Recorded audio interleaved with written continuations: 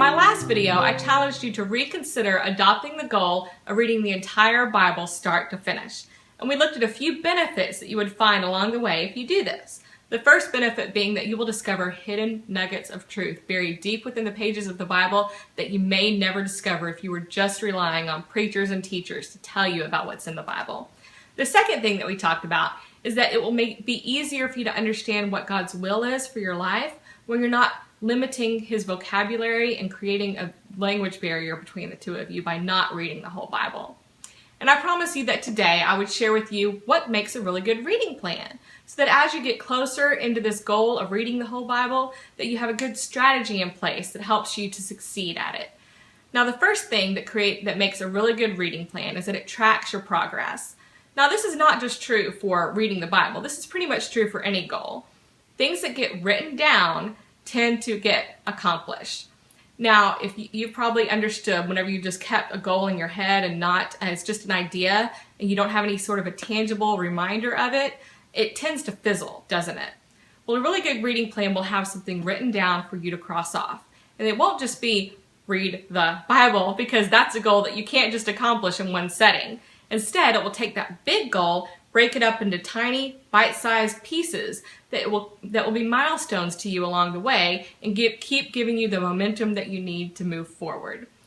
The second thing that a good reading plan will do for you is that it will have a good reading flow.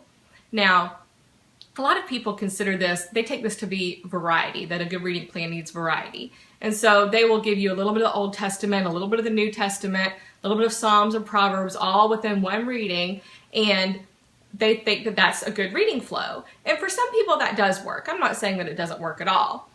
But aside from being just God's Word and His inspired Word, the Bible is also a piece of literature. It's a compilation of 66 different books written by different people with different genres, and so they read differently.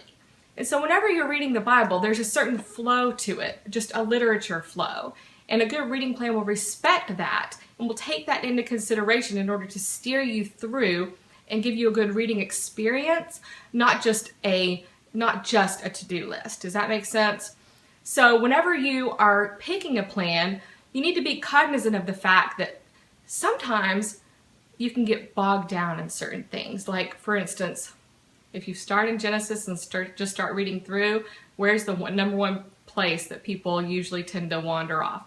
It's Leviticus, because it's a difficult book to read, and it's kind of boring. Don't tell anybody that I said that, but it can be kind of boring, and so it's a little bit easier to fall off track. And it's not that you don't need to get through it. It's just that once you're finally through with Leviticus, if you make it through, then you go into Deuteronomy and you get a little bit of the same thing.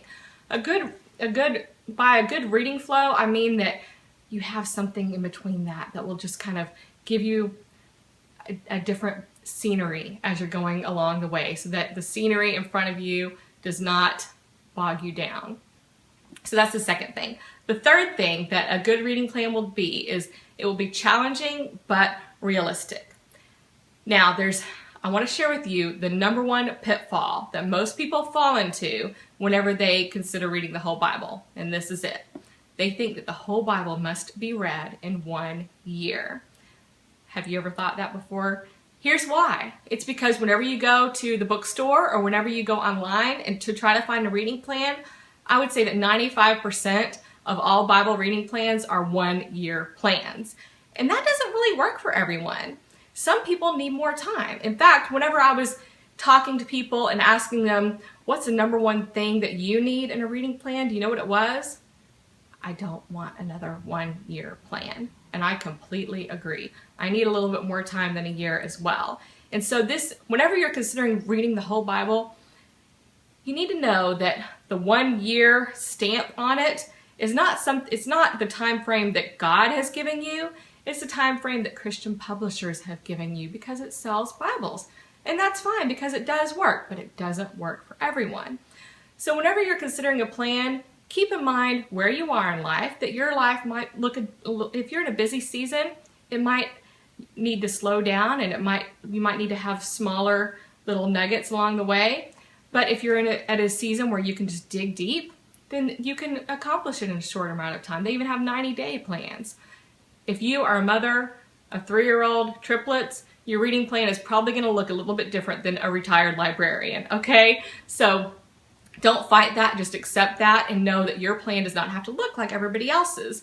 It can be, you can take a little bit longer if you need that. The fourth thing that a really good reading plan will have is what I call margin. This is that extra space around a page. If you were to look at a book and you see the white space around it, that's the margin, okay? If you were just to look at a page and every single bit of the page was covered with text, your mind would just it would feel chaotic in your head. A good reading plan gives you margin as well, and that is the time that you need for reflection, catch up, or just really life, okay? Because life happens. A good reading plan gives that to you because it wants to be a tool that works for you. It's not you working for the tool, if that makes sense. Now there's one final thing that I want you to consider whenever you're thinking about all the things that make a good reading plan. Here's a story in Matthew chapter 21. This is the parable of the two sons. And this really helped me whenever I was going through this. In verse 28 it says, "But what do you think?" This is Jesus talking. "A man had 2 sons, and he came to the first and said, 'Son, go work in the vineyard today.' And he answered and said, 'I will not.' But afterward he regretted it and went. And then he came to the second and said likewise. And the second answered, 'I will go, sir.' But he did not go. Which of the 2 did the will of the Father?" And the disciple said, "The first." Now most people are like the second son. They make grand promises. They say, yes, I'll read the Bible. I'll download 1,000,000 reading plans. I'll start them. But in the end, they don't finish. They break their promise. What I would like is for you to be like that first son. You may have felt hesitations. You may have felt like this is something that you don't want to do. You don't have time to do. You're not going to do it, and you've just resisted. But in the end, you finally get it done. That's what the will of the Father is. If you have that resistance, it's fine. Push through it. Get a good reading plan, and you will discover that the benefits and the blessings are right there for you. In the last video, I'm going to share with you a reading plan that I created that I think will help you as well. First of all, it's called the Guilt-Free Bible Reading Plan. So you know it's got to start from not a place of guilting you into this. It's a place full of grace. And so I hope that you'll stick around for that. And until then, consider, what reading plans have you started and why have they failed? What was it that threw you off track? And if you were to create your own Bible reading plan, what would it have and what would it look like? I would love to hear back from you on that. See you next time. Thanks. That's it. I need a plan. See you next time.